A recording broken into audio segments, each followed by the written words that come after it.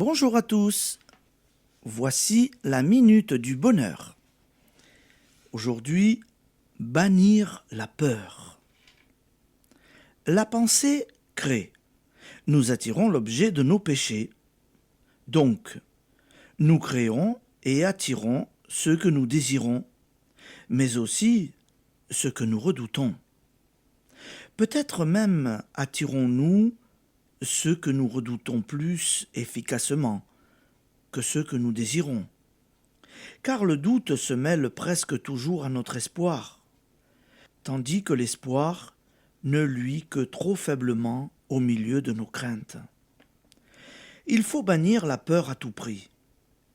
Récemment encore, un médecin à qui je demandais si je pouvais aller voir une amie qui avait la scarlatine me répondit « Allez-y si vous n'avez pas peur ». La peur crée en nous une débandade physique et morale qui nous met à la merci de toutes les calamités. Vos ennuis, vos échecs, vos maladies sont nés de la peur. Nos plus graves tourments en découlent aussi.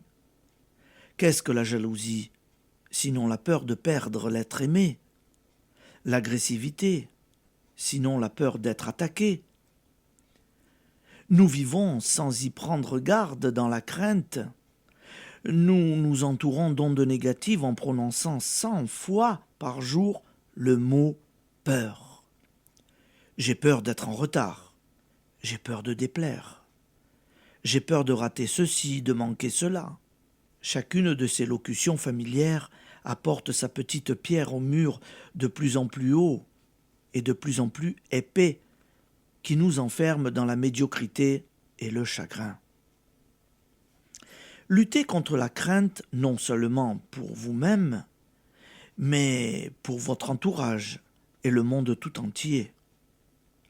Imaginez ce que serait la Terre si soudain chacun de ses habitants, du même peuple aux dirigeants, cessait d'obéir à la peur. Du même coup, la haine disparaîtrait. Les conversations entre puissances, les accords, les échanges fructueux deviendraient possibles. Et la paix régnerait, escortée par l'abondance et le bonheur. Chassez la peur, remplacez-la par la foi tenace en la puissance de l'esprit créateur de tout bien. Il n'est que de se laisser agir. Ce sont nos inquiétudes qui lui font obstacle. Dans les grandes choses comme dans les petites, ne négligeons pas les menues circonstances, qui sont les plus fréquentes. Telle la jeune femme qui apprit pendant ses vacances qu'elle ne retrouverait pas sa situation en rentrant. Je lui téléphonai. « Qu'allez-vous faire ?» Elle me répondit en riant. « Rien pour l'instant. J'ai besoin de passer des vacances reposantes. » Je maintiens mon moral au beau fixe. C'est l'essentiel. Je me mettrai dès la rentrée à chercher un emploi dont j'affirme d'avance qu'il sera excellent. Cela se passa, en effet, selon ce que sa parole et sa pensée avaient créé. Elle n'avait pas détruit ses possibilités par l'inquiétude et la peur. Application.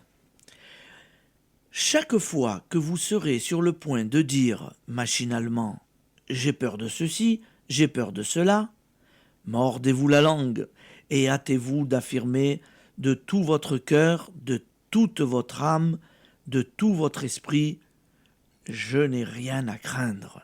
L'esprit en moi veille. J'ai tout à espérer. » Merci et à demain.